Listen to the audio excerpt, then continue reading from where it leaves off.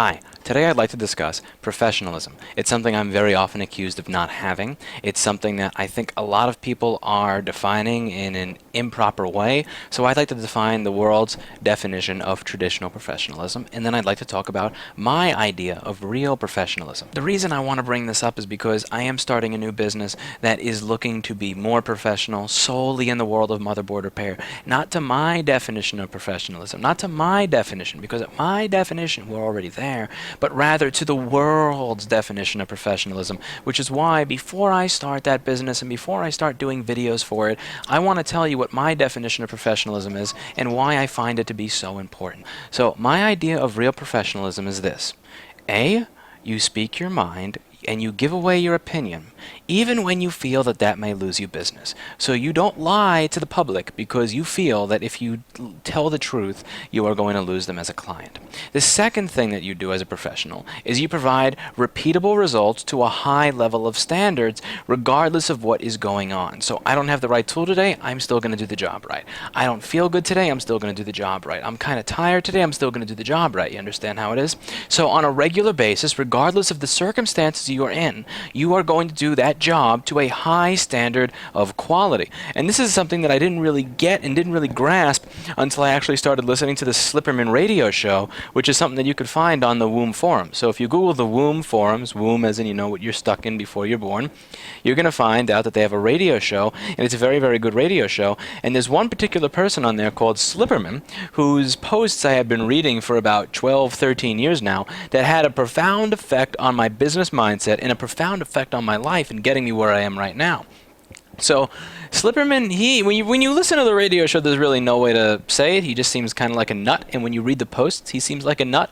But he is somebody who sees everything that he does as a craft. So if I'm doing this to excel at it, to do it better than others, to do it to the point where I don't just see it as a job, I see it as an art. Every small thing that he does, he sees as an art, as a craft, as something that you have to learn, that you have to immerse yourself in, that you have to excel at. And one of the things that he had mentioned in one of his radio shows that I heard 7 or 8 years ago was that sometimes he has these new interns or these new kids come in and they'll brag because they did a mix and they did it much faster than him and it sounded much better, and he'll say, you know what, you're right. What you did was great, and you kicked my ass. You kicked my ass. I'm not going to argue that. But can you kick my ass 365 days a year? Can you kick my ass 3 sessions a day, 365 days a year, under every single barrage of grueling circumstances? Every time somebody says they want X, but they really want Y. Every time you have to deal with people who are just coming to the studio high, fucked up, whatever it is, can you kick my ass repeatedly? Because that's what makes you a professional. And that's one of the things that is really, really important to me when it comes to professionalism. So I was writing this blog recently, and this is how this came up, where I'm talking about diode mode on the multimeter. And I did a video on this recently, and one person's being snarky and saying, you don't need diode mode to figure out that you're missing 18 volts in a trackpad line, you moron. And here's the thing. In this video, I was showing you how to repair a trackpad circuit, and the problem was there was a missing resistor on the 18-volt line going to the trackpad. Here's the thing. You are right. I overlooked something very silly and very stupid. I overlooked something that I should have checked, most likely before I checked anything else on this machine. But the reality of the real world, the reality of actually sitting in the chair 12 hours a day, every single day of the year, including Christmas, is that you are going to screw up sometimes. You are going to have different circumstances. You are going to come to work tired. You're going to come to work angry. You're going to come to work and have 30 or 40 tickets that you have to finish before 6 o'clock, and you're going to get into an argument with your girlfriend, and you're going to get in an argument with a customer, and the bank is going to send you a notice that says that you have 35 overdraft fees because FedEx decided to take them all out one at a time instead of as a lump, and you're going to get a notice from National Grid that says that you owe them $3,000 along with another letter that says, whoops, apparently we read your bill wrong. You should call us if you think that your bill is wrong before you pay us. And you're on auto pay, and it's scheduled to go out today. Like, you're going to have those days where everything goes wrong. So when you have those days where everything goes wrong, is your business, is your methodology, is the way you work set up so that you can deal with it? Or are you set up in a manner where when things don't go your way, you fall down, you give up, you fail, you screw up. That's what being a professional is about. Being a professional is about being able to offer repeatable quality results to your client base, meaning it's not just that I got the three-point shot from half court once by luck, it's I got the three-point shot from half court once and I'll do it again 50 times in a row. So you are indeed right. You could have kicked my ass. It took me 30 minutes to do that repair. You could have gotten it done in 45 seconds. And that one time, you kicked my ass. Congratulations. But are you going to be able to do that regularly? Are you going to be able to do that 365 days a year? Are you going to be able to do that for over 3,000 or 5,000 or 9,000 motherboards per year? That's what people are looking for. So when I get contracts with recycling companies, with schools, with large businesses, with large e-waste companies, what do you think they are looking for? Are they looking for a hotshot who one single time was able to figure something out quicker than me? Or are they looking for somebody who 99.9% of the time hits the ball out of the park and always figures the shit out? They're looking for the latter. And that's what I want to get across with this video. Professionalism is not about this idea that everything should look perfect, that you never make mistakes. Professionalism is not, look at how neat this desk is. Professionalism is not, look at how I have the ESD safe mat and the perfect set of tools, and look at how I used only the top quality bench power supplies. Look at how we wear garments that have the company logo on them in every video. Look at how we speak prim and proper with, perfectly spell checked and grammar checked English. Look at it's not about that. It's not about like this whole idea of portraying a perfect image. It's about doing the job right every single time when the real world, which is not perfect, throws you a curveball. You're right, you did kick my ass, but when you have an issue with a different circuit, is being a whiz kid going to help you then? Is being a wise ass going to help you then? Is being somebody who is able to hit the ball out of the park that one time going to repeat itself? Was that luck, or was that actually a methodology? Because what I was trying to get across with a methodology that you could use so that when you get stuck, so that when in the real world you screw up, or in the real world you just have a brain fart and you can't figure something out, you can actually get the job done. Making measurements on diode mode to ground is one of those ways that I correct myself. So I measure around every single pin of a connector or every single pin of a package, and it does allow me to figure out when I am having a bad day and there's something that I really should know is right in front of me and obvious. It allows me to figure out, oh, that's what I missed. And that's the point here, is that again, professionalism, it's not about just being a genius and getting everything right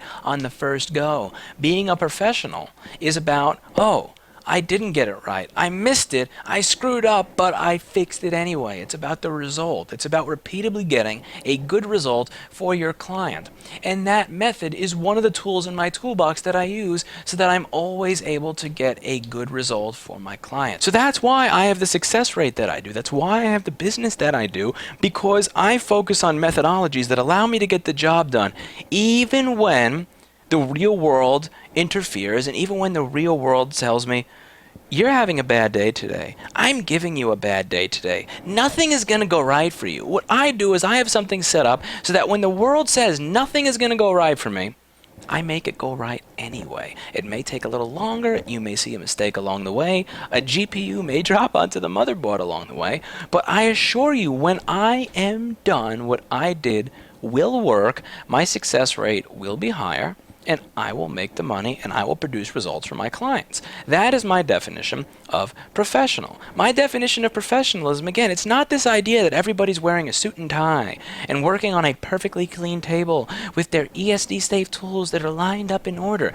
My idea of professionalism is showing you that in the real world, or again, in the real world, I would rather spend 10 minutes of my time making $200 or $300 than taking that Cat 5 wire down. I truly would. It's still here a week later after I made the video making fun of that. I would rather spend that time making that money than caring about that. And if you're the type of person that's going to care about that, that's fine. Go someplace that'll charge you more money and steal your components and have a lower success rate. I don't care. But the point is, professionalism is not this silly idea that if you say a bad word, that if you give out your opinion, that if everything doesn't look prim and proper and pristine, that you're unprofessional. That is the fake definition of professionalism. That is the insecure definition of professionalism. I still remember Ricky Began saying, I remember asking him one time because I was a dumbass 17-year-old kid who was actually dressing up to come to work. I'm like, it's like, no offense, but like, why do you dress like that? And he goes, kid, we are good at what we do. We figure out things other people don't. I don't give a fuck what people think of how I'm dressed because I can fix their problem. And he got that across to me. He had holes in his pants, holes in his shirt. He didn't shave at all. And he didn't have to care. And he was right because when he came there, he was the only one who could fix the Neve VRP switches in under 45 minutes for a single switch without having to go through it 2 or 3 times. That's what people care about. They care about repeatable results. Can you do the job? Can you get the job done to this level of quality? Will the job be done to that level of quality every single day? They don't care about the snark. They don't care about the crap. They don't sweat the fact that I don't use a pair of ESD safe tweezers.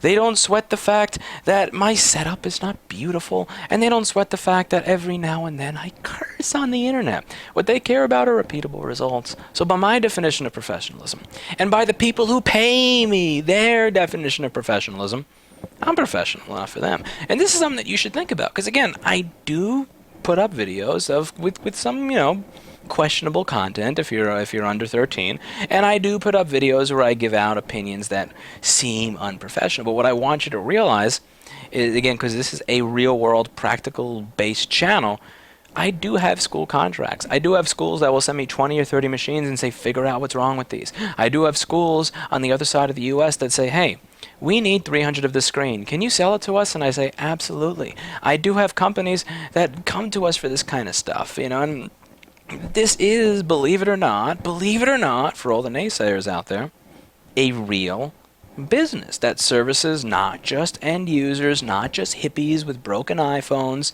but actual businesses. And what businesses care about, if I'm going to sell a business, if I'm going to sell a large school district, what I need to do is talk to them, figure out what their problems are, figure out what their fears are, and convince them through just showing them how we operate, not even saying that we're the best, you have to believe we're the best, just showing how we operate, that we will repeatedly be able to solve their problems to a high standard of quality.